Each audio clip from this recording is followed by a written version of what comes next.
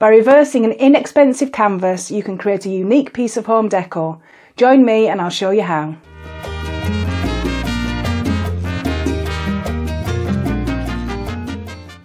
Hi, my name is Michelle Jackson-Mogford from MJM Design Studios. I want to share with you this unique piece of home decor made from a reverse canvas with a piece of cardboard from an old cardboard box and my Fall into Autumn craft collection, which is available in my Etsy shop, and you'll find the details in the description box down below. I also want to show you how you can use your computer as a really powerful design tool to create your own craft sheets to make your own projects and unlocking the possibilities of all your digital craft collections. I'm going to use Libre Office Draw program, which is a free piece of software for this project, but you can use any of your crafting softwares, Minecraft Studio, Serif Craft Artist, Scrapbook Max, or any of the others that you might have. Same principle, is just unlocking the potential of your computer to become a design tool to help you with your hybrid crafting. So first off, shall we take a look at the computer? I've already opened the draw document from the Libre Office, and the first thing we're going to do is we're going to draw a frame. So we're going to draw the size of the frame that we're working on our canvas. So my canvas is an 8x8 or 15 centimetres by 15 centimetres. So you use the shape tool on here to draw a rectangle out, and then you go over here and you'll see that can change the sizes. So I'm going to change it to the 20 centimetres in width and 20 centimetres in height. So that's the size of my frame that I'm working on. And then I'm going to go up to the top here to the align tool, and in this drop down I can centre it horizontally and vertically, so it's now in the middle of my work page, and this just helps when we're building our frame shape up. So while this is selected, I'm going to go back over to my properties box here, and I'm going to remove the colour because we just want the line of the shape, and we're going to change the line colour to black just so we can see it a bit better. I'm going to repeat the process, so back over to pick up a rectangle. Here, use your the left button on your mouse to draw out the square, and then we change the values here, and I know that the inside of the frame is 15 centimetres by 15 centimetres. Just use a ruler and measure it, and again we align this horizontally and vertically, and now we've got our frame shape. Take out the colour from that shape, and again we'll just change that to black. So that basically is the frame of the canvas. There's the reverse of the canvas. This is the frame size that we're working on. So when we start to add our elements, we know they're going to be exactly the right size for our project. So the first thing I want to do is add my photograph. So if we go up to this little icon here, it says insert image, and click that, and that will take you to all the photographs on your computer. Here's mine that I want to use here. You click it and click open. And if it says that, just say yes, it's just rotating your photograph so it's the right way for the page. And then grab the node on the corner, and we can shrink this down to the size that we want it. So it's going to be quite small for my project. So kind of about that. I'm not going to worry about making it a perfect position and everything, because you're going to do that when you start to get your scissors and glue out once we've printed everything off. So that looks about a good size to me. Now I want to add in some elements from my kit. So go over to the right hand side here, and it says gallery. So again, it's a little picture icon, but this time it says gallery, and this is the preloaded gallery on your computer.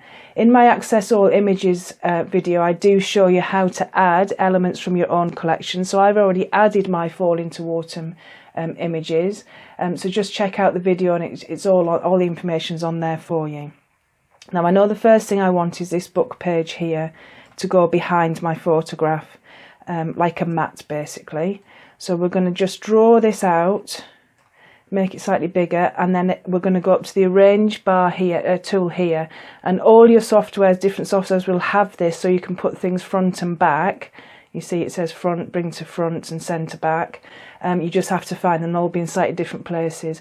I'm actually going to drag this box out, so I don't have to keep going to the drop down menu, so you can have that sitting there so you can really quickly and easily move stuff around. I'm going to send that all the way to the back. So I think I'm kind of happy with the size. I might just make it a little bit bigger, because I can always trim it down with my scissors if it is too big. The next thing we need to do is start adding elements.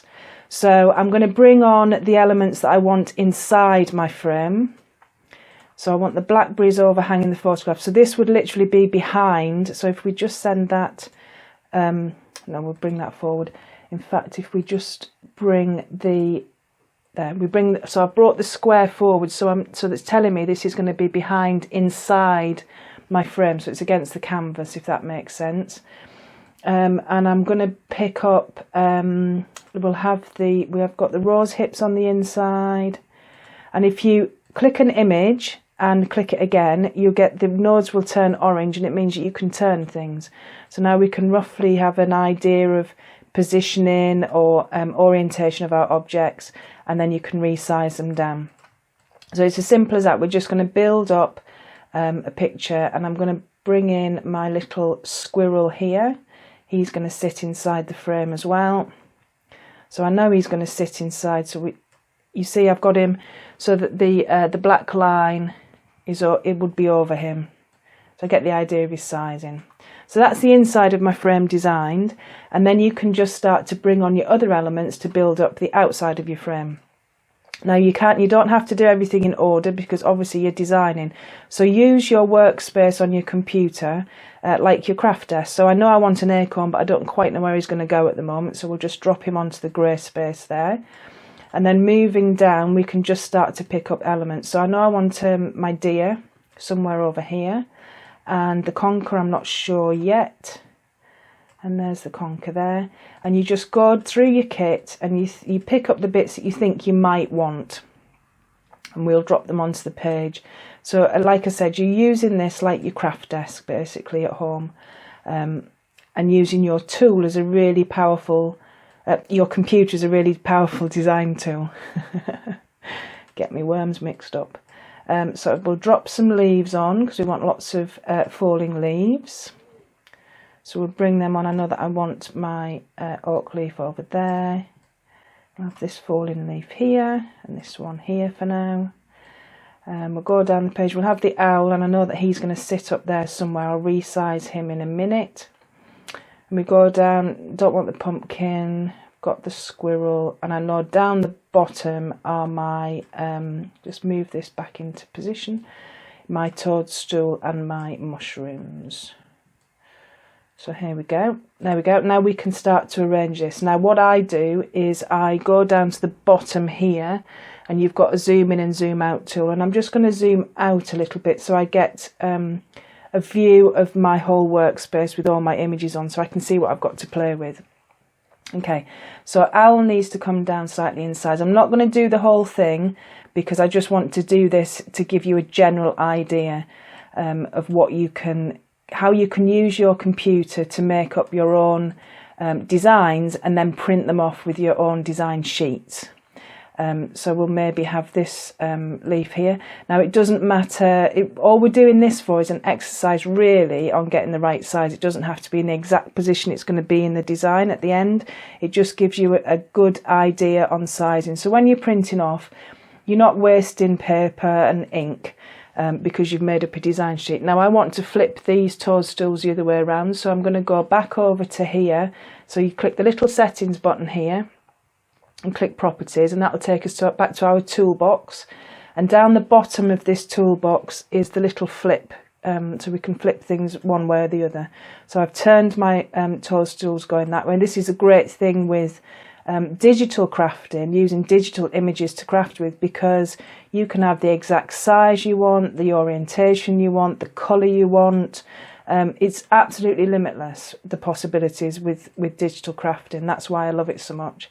So you can take all your digital artwork and start to make them into something else. So we'll maybe have some leaves up here. Now I know that these aren't in the right orientation, but I know that they're roughly about the right size for what I want for my project. I would bring my deer on here, and I know that he would need to be bigger. And you see I'm working off the edge of the page. It's because I want it to overhang the frame. So I've got my frame guideline here, and I know that I want him to just be slightly off the frame here. And we bring our little hedgehog in here and make him slightly smaller. So you get the idea of where we're going with that. These would all go down here, and again using your align tool you can bring it forward and backwards, so you can see your design basically. So once I've arranged everything and I'm kind of happy with the size of things, and you might think, well, I want 2 or 3 of these leaves, but you can do that when you come to make your element sheet up. So you just want to be using this to get a rough size. So once you've done your design, you go over to this page size here. Depending on the software you're using, you just add a new page basically. So for this software, you right click on that page and click new page, and you'll get a blank page. Go back to your design, and then using the left button on your mouse, just draw an imaginary box around all these elements here and let go. And that's grouped all them elements together. We're going to right click on them and copy, open up our blank page here and right click and paste. So everything's now on this page at exactly the right size for the project. So everything that we've just resized is the right size for the project. And then you just separate your images out and create your own design sheets. Now obviously you'll take more time at home. This is just for just to demonstrate how I've done it. And you would make sure that you fill all the gaps in and everything. So you could turn things around. So if for instance you had a gap where you needed to fill in, you could turn that round, but you know that toadstool is exactly the right size and shape for what you want. And you might separate, like I've done. I've put the leaves on one page and I've put all my animals on another page. And the other thing is that you can turn all these round, so you could print one out the orientation that you've designed with, but also you can print another one out with them turned the other way. So let's add another page here. Go back to this page, draw an imaginary box around everything again, right click and copy, go to your other page, right click and paste, and then we want to turn them the other way. So we maybe want some of these yellow leaves facing the other way for your project when you get your scissors and glue out. So again, you go down to the bottom of the properties box to the flip and turn them round, and now we've got everything exactly the right size but facing the other way. That's really useful when you come to print on the acetate as well, because you need to flip your image to print onto the back of the acetate. So that's it basically. So you just go ahead and you build up your whole design sheet. Going back to the craft project, the design that I was making, I've actually got some of the coloured paper in behind here. So very quickly I'll show you how I did that. So again, back to my gallery. Here's my kit here. And we'll go to the papers. And I know that when I first did the design, I couldn't decide on which paper I wanted to use. So you just bring them on, and we're going to we're going to put these, send this all the way back to what I'm thinking of. So I'm going to send that all the way to the back there. So I quite like that paper, but I also quite like this paper, and this is the one that I've ended up using. So again, you can just have an experiment and pick the paper that you want. You can pick the colours that you want. You might think, oh no, that doesn't work. Maybe I want a purple one in there. So you send that back, and then we'll just bring it forward a couple of layers, because obviously there's the other paper in there. And then you can see, oh, that's a bit heavy, it's a bit dark. So you literally just press the backspace key on your keyboard and delete it and get it out the way. So you're not wasting anything. You're using your computer as the design tool, getting your colours right and your sizes right. Print everything off, and then you can get crafty. These are the design sheets that I've printed off for my project. So you can see that I've spaced everything out. I've used as much of the white card as I can to get maximum print value out of my project. And this is the flipped page. So you see the blackberries are facing that way there, and then they're facing that way there. So that's the two sides. That's on my leaves and berries. Oh yeah, berries and seeds if you like. These are all my leaves, again printed both ways.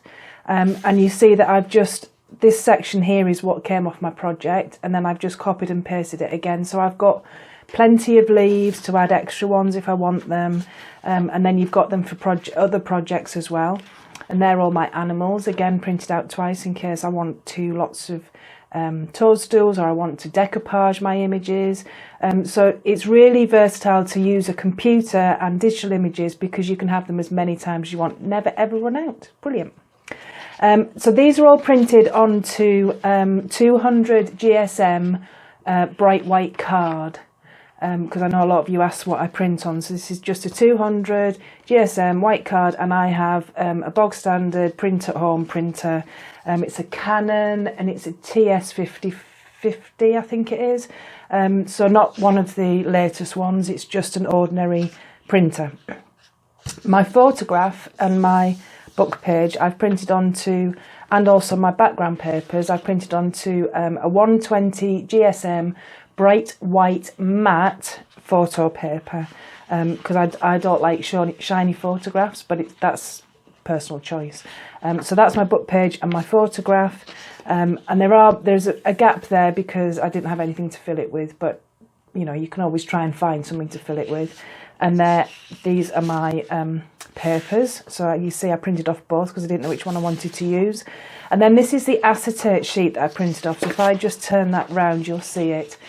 So I printed off a sheet of my leaves onto a printable acetate. And you can get lots of different printable acetates from different companies. But actually what I use is overhead projector sheets, because it's the same stuff and you get a lot more for your money. So yeah, these are overhead projector sheets, and you print onto, this is a slightly rough side, and then you get your nice shiny side feel. It just gives a different texture and a different look to your project. So that's everything printed out.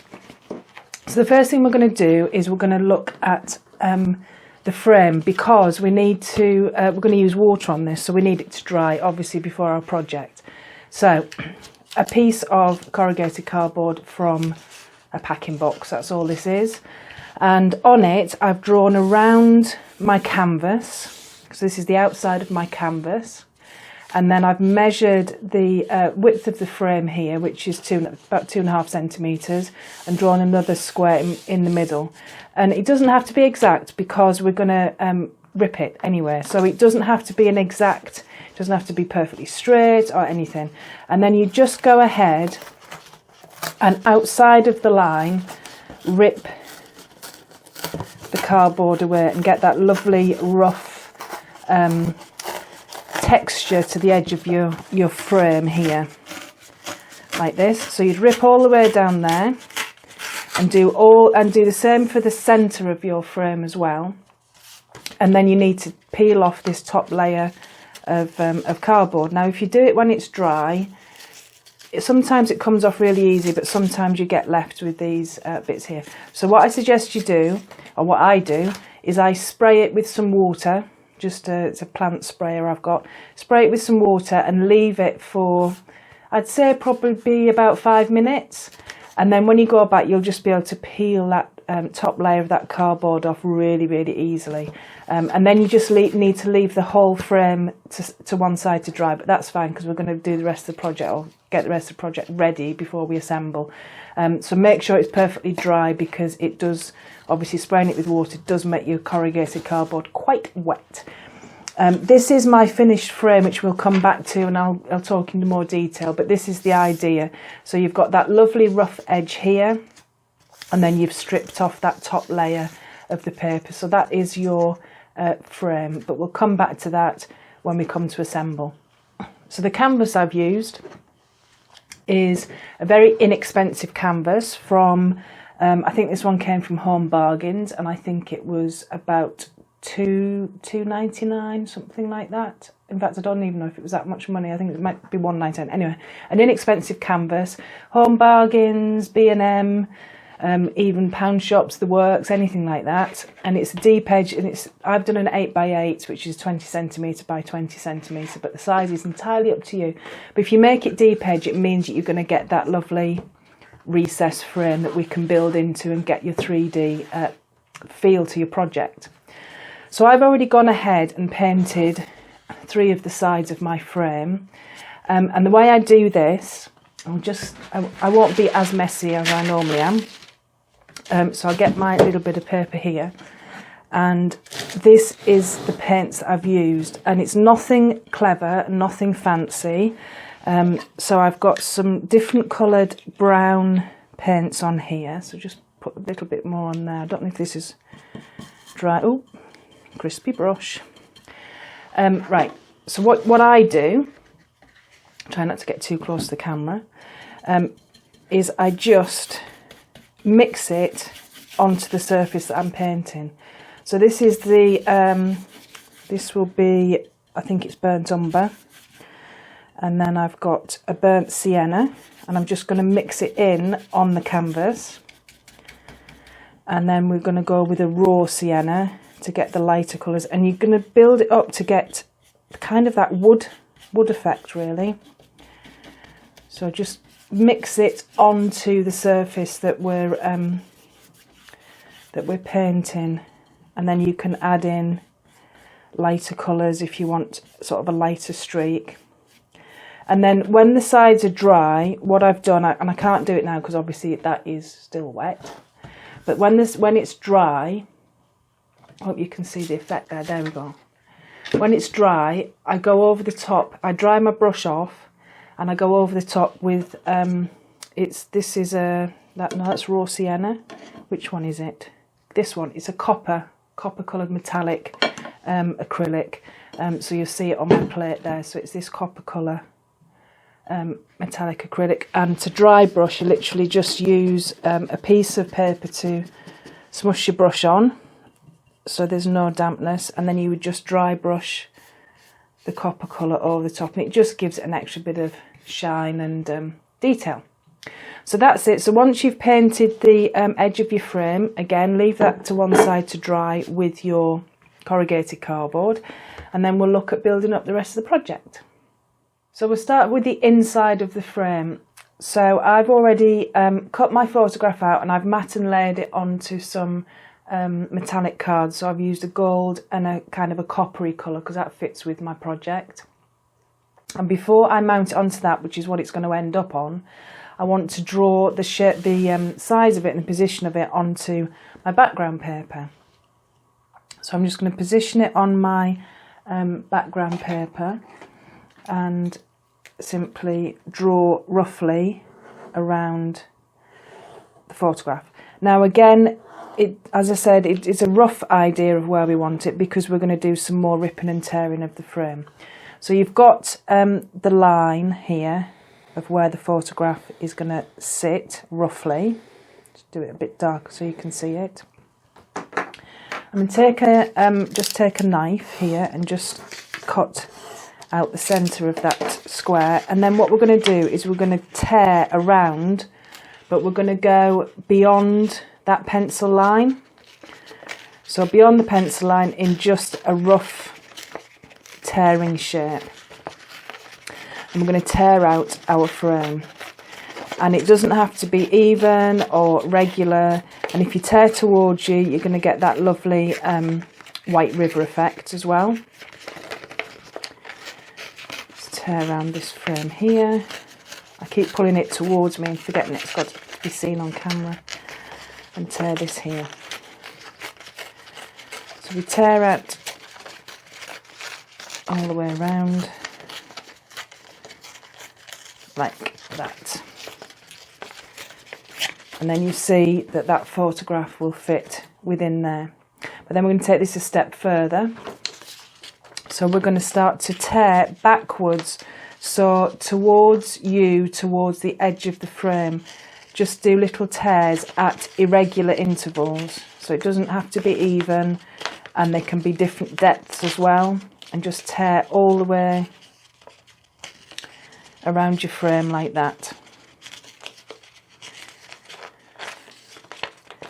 And then the next thing we're going to do is we're going to ink the back. Now you could print your paper double-sided, which would mean you wouldn't have to ink the back. But I've just printed mine single-sided because the only bit you're going to see is these turned back pieces here. But it's entirely up to you.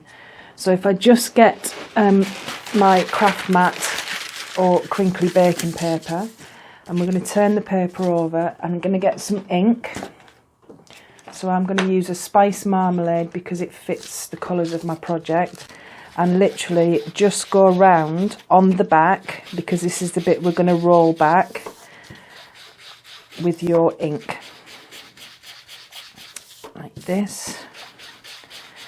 And then one thing I like to do as well is I like to use a slightly darker colour to really darken the edges up, to give it a little bit more depth and interest. So I'm going to take, I think walnut stain. Walnuts might be a bit dark actually. I think what I'll use is some vintage photo instead. So take some vintage photo and just, can you see it's just kind of burnishing. Looks like the edges are a bit burnt. And it doesn't matter if some of these pieces roll back, because we want it to be distressed. So we're just going to pick up the edges of this, and then we're going to turn the paper over again. It's been all the way around. So we're going to turn the paper over here, and we're just going to do the same just to catch these white edges. I'm not going to worry too much about having them all completely coloured, because it'll have a faint pickup of the ink on it as well. So it just takes off the white edge, but gives it a nice frame. Take that all the way around. And you see it's starting to curl now as well, so you're going to get the idea of where we're going with this. So lid's back on my inks to one side, like that. And then the next thing we're going to do, move it out the way, is we're going to roll these pieces back. And you simply just literally roll them with your fingers. And fold them and squish them and mould it into a frame, so it gives it a 3D effect, and it's something different. It's a bit of texture. It lends itself to the project as well, you know, with that autumn feel. And it's just, I really like this effect, and I used to use it a lot actually in my work. It's funny how things kind of fall out of favour, or you forget them, or you find something new to play with, and then you think, oh yeah, I used to do that. It's always nice to revisit. So you just manipulate your paper, and because this is a 120 GSM paper, it's going to hold its shape as well. So it'll hold that position quite happily. And you keep going all the way around until you've created this distressed frame. So it's like your photograph's going to burst out of the frame. And some of the bits, you know, you keep working it. So some of the bits you might want to leave it down. You know, as you put it together, you'll see bits that you want to change or manipulate in a different way. The next thing we need to do is we need to mount our photograph onto this word paper now, because it's done its job. You know, we've drawn around it for the backing paper. So I'm going to add my photograph on foam pads to give it a little bit of dimension again, so it bursts out of that frame. And I always put a little bit of wet glue on my foam pads, so I've got a little bit of wiggle room, and also it's like a belts and braces. It makes it sure it's nice and secure. So we stick that onto that text paper like that. And then we pick up our frame, hoping that it's dry, and we're going to add all these pieces to the frame. So to add the photograph to the frame, you see it just fits in quite nicely in there. And the text will just be revealed by the tone. In fact, let's just have a look at that now. So you can see the text is just revealed by that tone frame. It's just a nice effect to get that little bit of text coming through, and it's a poem about falling leaves, which is nice, and that's in the collection. So I'm going to use some strong white glue, and I'm just going to put the glue on behind the photograph like that, and then we're just going to position that into the frame like so. So any strong glue really, that's just going to adhere that to the canvas, and have a look at it and make sure it's roughly right. Just check that, so you can see it's going to frame it nicely, but this paper has to go inside the frame, and because we've taken the middle out, it's quite easy to manipulate it. And I've made it slightly less than the 15cm square frame, just so it just sits inside the edge underneath, but if you look into the frame it's all covered, if that makes sense. So you just manipulate your paper in, and because it's distressed it doesn't matter if it gets a bit folded or a bit creased.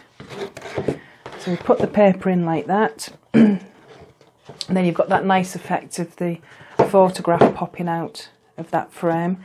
And then to secure this piece of paper down, I found the easiest way to do that is to take your glue and literally just lift the edge up and run some glue all the way around underneath that edge like that, and then press it down into position.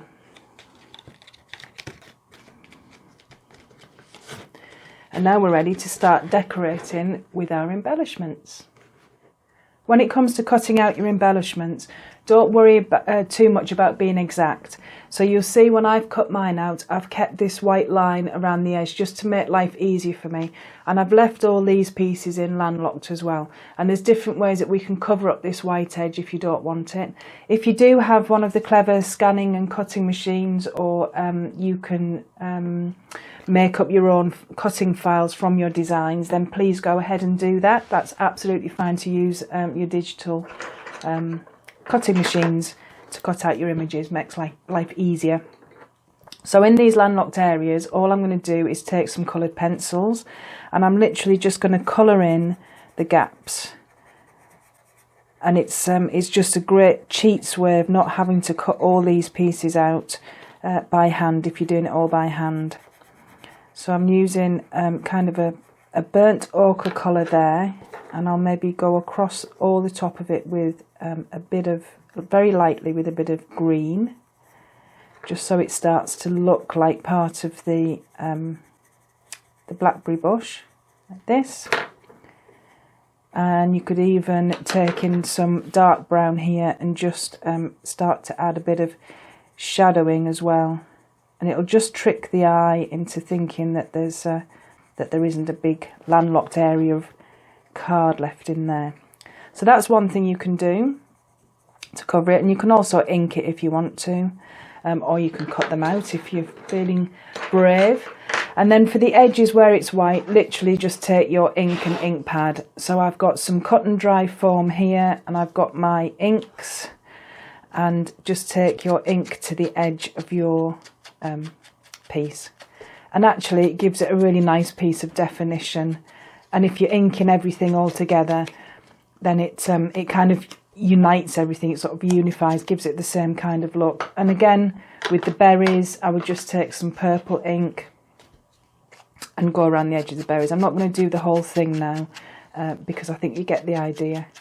So just with a piece of cut and dry foam, or if you use makeup pads or whatever it is you use to spread your ink with, but a water-based ink, and just go around the edges. Now you can see that there's no white lines on the edges of my berries, and the edge of that leaf is nicely covered and been given a nice definition as well. So again, the same with the leaves. You know, even the simple shapes, you can leave your white lines, don't worry about that. And then I'll just take some, this is a bit of spice marmalade again to the edge of my leaf. And then you could really go to town, and you can add, like we did on the background where I added more brown onto the edges, give it even more definition. So just because things are digital and flat and cut out doesn't mean that you can't start to build up definition with your ink pads. The other way we can build up definition is by using our embossing powders. To emboss your elements, all you need is a glue pen and some embossing powder, which will heat up and melt. So what I'm going to do is just pick out some little bits on my berries to add some glossy details. It's just another way to add texture to your projects. Even though you're using flat pieces of card and paper, doesn't mean it has to be boring. So you've already seen adding definition with the ink. So we just go across, and I've just coloured in a few of the highlights there. I won't do them all. And then you just cover it in. This is a clear embossing powder here. So you see it just clings to the glue. and then you heat it up. And then while I'm doing the powders, just let me show you on the leaves, so we can add more interest to our leaves as well by doing the same thing. So I'm just going to trace the veins which are drawn on the embellishment, and you can add more, or you can do your own doodles on it or whatever. So just a clear glue pen like that, and then we've got some gold, so you can see it's shiny glue. I've got some gold embossing powder here. You could use a Versamark pen as well, but I think the glue pen works just as well. And then you heat that up, and you end up with something. Let's just put this back in the pot. You end up with something like this. So this is the yellow leaf after it's been heated. So you just take your heat gun to it and heat your embossing powder there. So you've got a nice gold veined leaf there. The same with the clear highlights on the berries. So you see there, you get that lovely sort of dewy, shiny berry look there with your clear embossing powder. And you can use different colour embossing powders, obviously. So I've added in, this is a bronze one as well that I've got. So we've got some bronze and some gold going on, so different colours as well. And you can even emboss the berries. So I've embossed some of the berries and the conkers in there and the acorns, literally just by colouring the whole berry in with the glue pen and then using the clear embossing powder over the top. So it's adding extra texture and dimension, extra interest to your projects. And the other thing is, things don't need to stay flat either. So don't be afraid to add movement into your leaves. So now we're going to get all this curled leaf effect here. And just with your finger and thumb, shape your embellishments and make something more of them, just like you would any of the paper cutouts or paper embellishments that you've got, or die cuts that you use.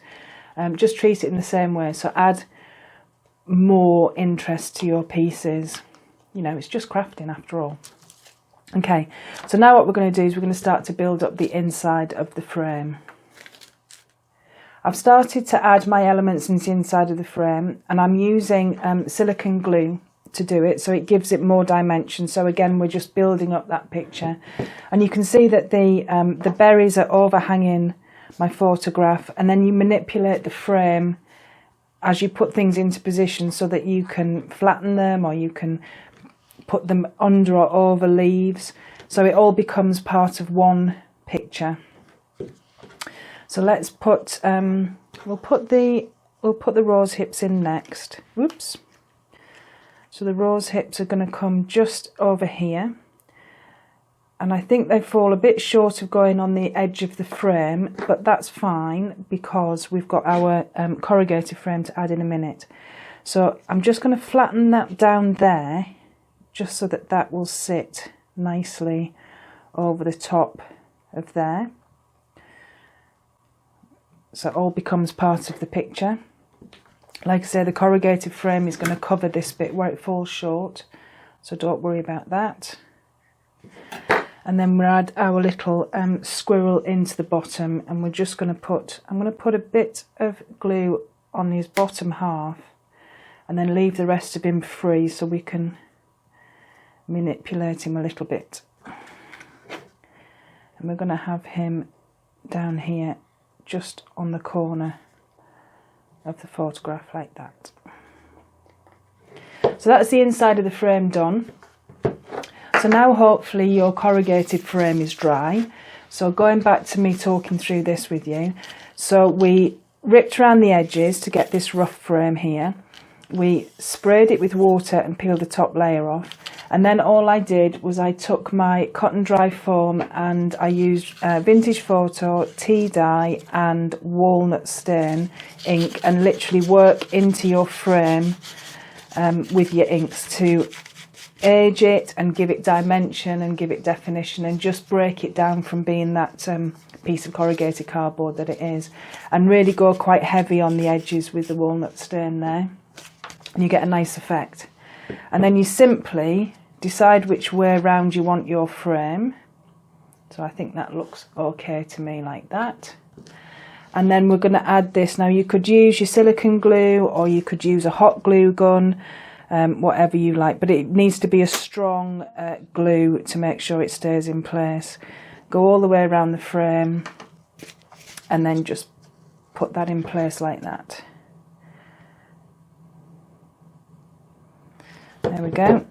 Make sure it's well pressed down. Give that a couple of minutes to dry and then we're ready to do the outside of the frame. So as you can see, I've got all my pieces here. They're already cut out and I've inked them and I've embossed them where I want to and shaped them as well. And I want to show you so you see I've embossed the conker there, but only the shiny shell. I haven't done that bit there just to add a bit of extra definition, and even the little conker in its pod there, and the acorn. And then I've got all my acetate leaves as well, cut out ready to add. And again, you can leave a border on these because obviously it's acetate, so you can't really see it anywhere. So there's all my acetate leaves ready to go and all my animals ready to go. So then it's just a case of building up. This bit here, these bits, so if I just push them onto there, you'll see this bit here is the hawthorn branch that I printed off. I decided I didn't want it in the actual finished design. It didn't quite work, plus it was a bit of a nightmare to cut out, to be honest with you. So what I've done is I've just snipped into it. So I've just snipped the separate pieces out, and then these berries I can just slot into places that need a bit of colour injection or a gap filling or something like that. And you literally just have a play then. You can use your design that you did on the computer as a reference if you want to, or you can just lay your elements up and start to build a slightly different picture. So we're going to start up in this top corner. I'm just going to do a bit of the design just to see how it all builds up. So I'm going to put on these acorns here, and I'm just adding silicone glue to the bits that touch the frame. Obviously I like to leave all the ends free. I like to give it all a bit of movement. I think I'm going to bring that down a little bit further to there, so it's just overhanging the edge of the frame. And it's as simple as that, really. You just go to town and create the design that you want to create. So we'll have the yellow leaf can come in down here, so it's falling off the page that way, or off the frame that way. And we'll put in this piece here, and it might just slot under the glue that we've already got there, like that. And we'll have Mr. Owl sitting up on the top, keeping watch. So we'll have the owl up there, and then the acetate. I will put a little bit of glue on the acetate, but normally you'll find that you've got glue underneath that you can slot things into. And see, the acetate just gives it an extra bit of texture. It's an extra sort of definition and added interest there on the top. And then you just carry on and you build your image up as you wish. So I'd have my deer here, and would put my little hedgehog there. So it's just the same as any other craft project. So you carry on building it until you've built your frame up. So you see, this is the one that I made earlier, which you don't need to see me stick stuff down because you know how to stick things down. So you see, I've made sure I've got things coming over the edge into the picture and also taking it out to the sides. There's the acetate leaves there, and you see the embossing. And these are little hawthorn berries and extra leaves that I put in. So it's quite nice because I have that flash of green every now and then, so it's not all too brown. And it marries up with the green of these falling leaves here as well. And there's my little conker, which has been embossed. So that's it. So that's a little seasonal frame. It's making more of your photographs, it's making them more interesting, and it's drawing you in. So it's a piece of home decor, it's a piece of art. It'd be a great gift for somebody, memories of a holiday, memories of a trip out. So this is at High Force in Teesdale, and it was like a little fairy glen. So I just wanted to create a little frame that that tuck you in, which is like walking through the woods when we first saw the waterfalls, and it just takes you in and it takes you on a little journey. I hope you feel inspired to create your own pieces of home decor, to make more of your photographs and those precious memories, and also to start using your computer as an extra craft tool in your crafty room. Thanks for watching. All the links to anything that I've mentioned in the video are in the description box down below, from the software I've used to my collection in my Etsy shop, and also links to my Access All Images videos which are on my channel, which will just help you with the crafting software. Please subscribe to my channel, click the bell for notifications of videos coming, share my channel with all your crafty friends, and until soon, happy crafting!